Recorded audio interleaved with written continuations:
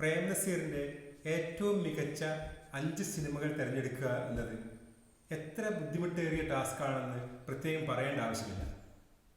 കാരണം അദ്ദേഹം 750ഓളം സിനിമകളിലാണ് അഭിനയിച്ചത്. നമ്മുടെ ഇടയിൽ നിന്ന് 3 ദശകങ്ങൾക്ക് മുമ്പ് വിട പറഞ്ഞു പോയ ഒരു നടനാണ് പ്രേം നസീർ.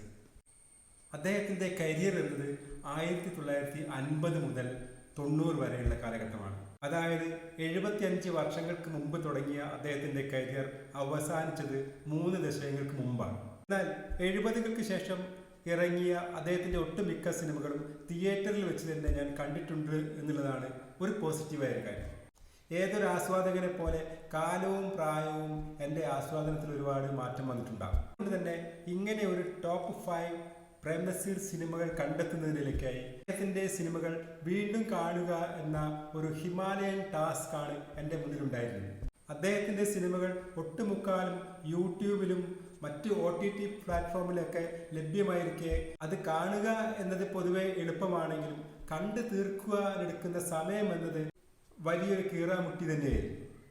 അതുകൊണ്ട് അദ്ദേഹത്തിൻ്റെ എല്ലാ സിനിമകളും വീണ്ടും ഒരാവർത്തി കാണുന്നതിനും അപ്പുറം ടോപ്പ് 5ലേക്ക് പരിഗണിക്കേണ്ടതായ ഒരു 50 സിനിമകളുടെ ഒരു പുനർക്കാഴ്ച വേണമെന്ന് ഞാൻ തീരുമാനിച്ചു. അതിനായി അദ്ദേഹത്തിൻ്റെ ഫിലിമോഗ്രാഫിയിലൂടെ കടന്നുപോയി 50 സിനിമകളെ തിരഞ്ഞെടുത്തു. ആ 50 സിനിമകളിൽ ഒരുപാട് സിനിമകൾ ബ്ലാക്ക് ആൻഡ് വൈറ്റുകളുണ്ട്, വൻ ഹിറ്റുകളുണ്ട്, ഹിറ്റുകളാകാതെ തിയേറ്ററുകളിൽ പരാജയം നേരിട്ട സിനിമകളുണ്ട്. മുറപ്പെണ്ണ്, ഇരുട്ടിൻ്റെ ആത്മാവ്, നഗരമേ നന്ദി, നദി, അടിമകൾ, കള്ളിച്ചെല്ലമ്മ, ത്രിവേണി, അനുഭവങ്ങൾ പാളിച്ചകൾ, CID നസീർ, പണിതീരാത്ത വീട്, പ്രവാഹം, അസ്തമിക്കാത്ത പകലുകൾ, കരിപുരണ്ട ജീവിതങ്ങൾ, അയൽവാസി ഒരു ദരിദ്രവാസി, ധ്വനി, പടയോട്ടം, കാര്യം നിസ്സാരം, പ്രശ്നം ഗുരുതരം, ഒഴിവുകാലം, വെള്ളം, വിട പറയും മുമ്പേ, ചാരം, മാമാങ്കം, തച്ചോളിയമ്പു, ലിസ, കണ്ണപ്പനുണ്ണി, പിക്നിക്, ബാബുമോൻ, നെല്ല്, അച്ചാണി, ഫുട്ബോൾ ചാമ്പ്യൻ, അഴകുള്ള സെലീന, പൊന്നാപുരം കോട്ട, ഒരു സുന്ദരിയുടെ കഥ, അസുരവിത്ത്, കുട്ടിക്കുപ്പായം, ഇരുട്ടിൻ്റെ ആത്മാവ്, ഇങ്ങനെ നീണ്ടുപോകുന്നു ആ 50 സിനിമകൾ. ഇവയിൽ നിന്നും തിരഞ്ഞെടുത്ത 5 മികച്ച സിനിമകളാണ് നിങ്ങളുടെ മുന്നിൽ അവതരിപ്പിക്കുന്നത്. അങ്ങനെ തിരഞ്ഞെടുത്ത 5 സിനിമകൾ ടോപ്പ് 5 വരുന്നത് അടിമകൾ എന്ന സിനിമയാണ്.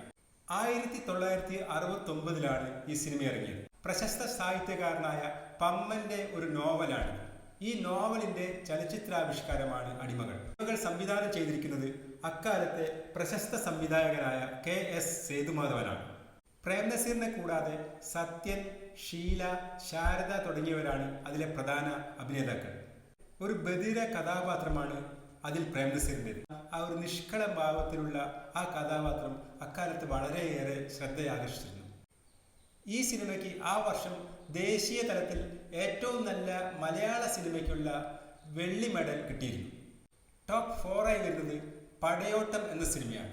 മലയാളത്തിലെ ആദ്യത്തെ 70mm സിനിമ, സ്റ്റീരിയോഫോണിക് സൗണ്ട് സിസ്റ്റം ആദ്യമേ ഉപയോഗിച്ച സിനിമ തുടങ്ങിയ രീതിയിൽ ഒരു ബിഗ് ബഡ്ജറ്റ് ചിത്രമാണ് പടയോട്ടം. മൈ ഡിയർ കുട്ടിച്ചാത്തൻ സംവിധാനം ചെയ്ത ജിജോ ആണ് ഈ ചിത്രവും സംവിധാനം ചെയ്തിരിക്കുന്നത്. മലയാളത്തിലെ ഒരു എപ്പിക് മൂവി എന്ന തരത്തിൽ വിശേഷിപ്പിക്കാവുന്ന ഒരു ഗ്രാൻഡ് സിനിമയായിരുന്നു പടയോട്ടം. 1982 ആ സിനിമ ഇറങ്ങിയത്. അക്കാലത്തെ തിയേറ്ററുകളിൽ വൻ വിജയം നേടിയ സിനിമയാണ് പടയോട്ടം എന്നത്. പ്രേം നസീർ അതിൽ ഉദയൻ എന്ന നായക കഥാപാത്രമായാണ് അഭിനയിച്ചിരിക്കുന്നത്. ടോപ്പ് 3 മലയാളത്തിലെ ഹൊറർ സിനിമയുടെ ഐക്കണായി മാറിയ ഭാർഗവി നിലയം. വൈക്കം മുഹമ്മദ് ബഷീറിന്റെ നീല വെളിച്ചം എന്ന കഥയെ അടിസ്ഥാനമാക്കി അദ്ദേഹം തന്നെ തിരക്കഥ രചിച്ച ഭാർഗവി നിലയം സംവിധാനം ചെയ്തിരിക്കുന്നത് പ്രശസ്ത സംവിധായകനായ A. വിൻസെന്റ് ആണ്. ശശികുമാർ എന്ന പ്രണയാതുരനായ കാമുകനായിട്ടാണ് പ്രേം നസീർ അതിൽ അഭിനയിച്ചിരിക്കുന്നത്. പ്രണയത്തിന്റെ കുസൃതികളും കുറുമ്പുകളും തൊട്ടുതലോടലുകളുമെല്ലാം ചേർത്ത ചടുലമായ ഭാവങ്ങളിലൂടെ, ഊഷ്മളമായ പ്രണയത്തിലൂടെ നിത്യകാമുകനായി മലയാളിക്ക് പ്രേം നസീർ മാറിയത് ഈ സിനിമയോട് കൂടിയാണ്. പ്രേക്ഷകരെ ഒട്ടാകെ അത്രയേറെ വശീകരിച്ച, ആകർഷിച്ച ഒരു കഥാപാത്രമായിരുന്നു ആ സിനിമയിലെ അദ്ദേഹത്തിൻ്റെ.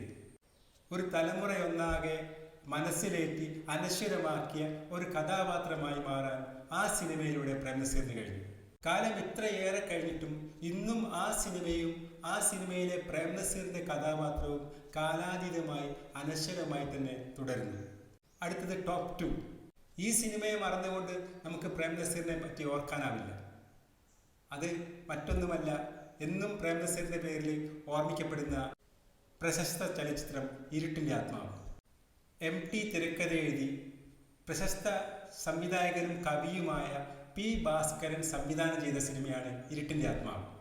മലയാളത്തിലെ ഏറ്റവും മികച്ച 10 ചെറുകഥകൾ എടുത്താൽ അതിലൊന്ന് MTയുടെ ഇരുട്ടിൻ്റെ ആത്മാവ് ഉണ്ടാവും. മലയാള സിനിമയിലെ ഏറ്റവും മികച്ച 10 കഥാപാത്രങ്ങൾ എടുത്താൽ അതിലൊന്ന് ഇരുട്ടിൻ്റെ ആത്മാവിലെ വേലായുധനും ഉണ്ടാവും. ഇരുട്ടിൻ്റെ ആത്മാവിലെ ഭ്രാന്തനായ വേലായുധനെ അത്ര ഹൃദയസ്പർശിയായ രീതിയിലാണ് പ്രേംനസീർ അഭിനയിച്ച് വെച്ചിരിക്കുന്നത്. തൻ്റെ ഭ്രാന്ത് മാറിയിട്ടും താൻ സ്നേഹിക്കുകയും പ്രണയിക്കുകയും വിശ്വസിക്കുകയും ചെയ്ത പെൺകുട്ടി തന്നെ തള്ളിപ്പറഞ്ഞപ്പോൾ താൻ ഭ്രാന്തനാണ്, എന്നെ ചങ്ങലക്കിട്ടോളൂ എന്ന് ഹൃദയം പൊട്ടി കരയുന്ന വേലായുധൻ മലയാളിയുടെ മനസ്സിൽ ഇന്നും ഒരു വിങ്ങലായി നിലനിൽക്കുന്നത് പ്രേംനസീറിന്റെ രൂപത്തിലാണ്. അദ്ദേഹത്തിൻ്റെ സിനിമാ ജീവിതത്തിൽ തന്നെ ഏറ്റവും മികച്ച അതിവൈകാരികമായ ആ രംഗം വളരെ കൈയടക്കത്തോടുകൂടി അദ്ദേഹത്തിന് അഭിനയിക്കാൻ കഴിഞ്ഞുവെന്നാണ് ആ സിനിമയെ അനശ്വരമാക്കിയത്. അദ്ദേഹത്തിൻ്റെ ഈ അഭിനയത്തെ ആ വർഷത്തെ ദേശീയ ചലച്ചിത്ര അവാർഡ് സമിതി പ്രത്യേകം അഭിനന്ദിക്കുകയുണ്ടായി. അന്ന് ഏറ്റവും നല്ല നടനുള്ള അവാർഡിൻ്റെ കാറ്റഗറി ദേശീയ ചലച്ചിത്ര പുരസ്കാരത്തിൽ ഇല്ലാത്തതിനാൽ അങ്ങനെ ഒരു അവാർഡ് അദ്ദേഹത്തിന് നഷ്ടപ്പെടുകയായിരുന്നു. എന്നാൽ മികച്ച സാമൂഹ്യക്ഷേമ സിനിമയ്ക്കുള്ള പുരസ്കാരം ആ വർഷം ലഭിച്ചത് ഇരുട്ടിൻ്റെ ആത്മാവിനാണ്. ഇനി പ്രേംനസീറിൻ്റെ സിനിമയിലെ ടോപ്പ് 1. ആ സിനിമയിലെ അഭിനയത്തിന് കേരള സംസ്ഥാന അവാർഡ് സമിതിയുടെ ഒരു പ്രത്യേക പുരസ്കാരം പ്രേംനസീറിന് കിട്ടിയിട്ടുണ്ട്. അത് മറ്റൊന്നുമല്ല, ഭരതൻ സംവിധാനം ചെയ്ത കാക്കനാടൻ എന്ന പ്രശസ്ത സാഹിത്യകാരന്റെ രചനയിൽ വന്ന പാർവതി എന്ന സിനിമയാണ്. പ്രേംനസീറിന്റെ കരിയറിലെ ഏറ്റവും മികച്ച അച്ചടക്കമുള്ള സബ്റ്റിലായ അഭിനയ മുഹൂർത്തങ്ങളുള്ള സിനിമയാണ് പാർവതി. പ്രേംനസീർ അതുവരെ തുടർന്ന് വന്ന കഥാപാത്ര സ്വീകരണ രീതിയിൽ നിന്നും തികച്ചും വ്യത്യസ്തമായ ഒരു കഥാപാത്രമാണ് പാർവതിയിലെ ഉർമീസ്. ഒരല്പം നെഗറ്റീവ് ഷെയ്ഡുള്ള ഒരു കഥാപാത്രം കൂടിയാണ്. അങ്ങനെ ഒരു നെഗറ്റീവ് ഷെയ്ഡുള്ള ഉർമീസ് എന്ന കഥാപാത്രത്തെ അതീവ ഹൃദ്യമായാണ് പ്രേംനസീർ അതിൽ അഭിനയിച്ചിരിക്കുന്നത്. പ്രേംനസീർ ഒരു സംവിധായകന്റെ നടനായിരുന്നുവെന്ന് നമ്മെ ഓർമ്മിപ്പിക്കുന്ന ഒരു സിനിമയാണ് ഭരതന്റെ പാർവതി. ഒരു നല്ല സംവിധായകന്റെ കയ്യിൽ മികച്ച അഭിനയം കാഴ്ചവെക്കാൻ കഴിവുള്ള ഒരു നടനായിരുന്നു പ്രേംനസീർ എന്ന് ഈ സിനിമകളൊക്കെ നമ്മെ ഓർമ്മിക്കുന്നു. 700-ലധികം സിനിമകളിൽ അഭിനയിച്ചിട്ടും അങ്ങനെയുള്ളവരുടെ കയ്യിലേക്ക് നസീർ എത്തപ്പെട്ടത് വളരെ അപൂർവമായിരുന്നു എന്നുള്ളതാണ് ഒരു നിർഭാഗ്യം. ഇത് തികച്ചും എൻ്റെ വ്യക്തിപരമായ ഒരു ആസ്വാദനത്തിൻ്റെ കണ്ടെത്തൽ മാത്രമാണ്. വ്യത്യസ്തമായ അഭിപ്രായങ്ങൾ നിങ്ങൾക്കുണ്ടാവും. നിങ്ങളുടെ അഭിപ്രായങ്ങൾ നിങ്ങൾ കമൻറ്റ് ചെയ്യുക. ഈ വീഡിയോ നിങ്ങൾക്ക് ഇഷ്ടപ്പെട്ടാൽ ഈ ചാനൽ സബ്സ്ക്രൈബ് ചെയ്യാനും മറക്കരുത്. പുതിയ ഒരു വീഡിയോയുമായി വരുന്നത് വരെ എല്ലാവർക്കും നമസ്കാരം.